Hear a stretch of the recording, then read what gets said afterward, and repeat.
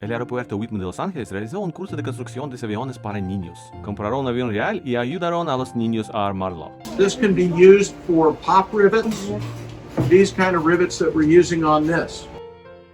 Hicieron de todo, desde machar hasta tirar de cables. And what this does is it takes air pressure from that giant compressor.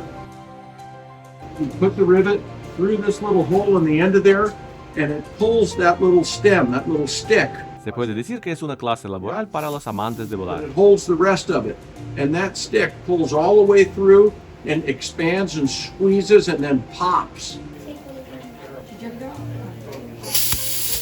We have another perfect rivet here. Después del montaje, la FAA revisará el avión y estos mismos niños tendrán la oportunidad de volar el avión que ellos mismos construyeron. El avión se llama Nuestros 750.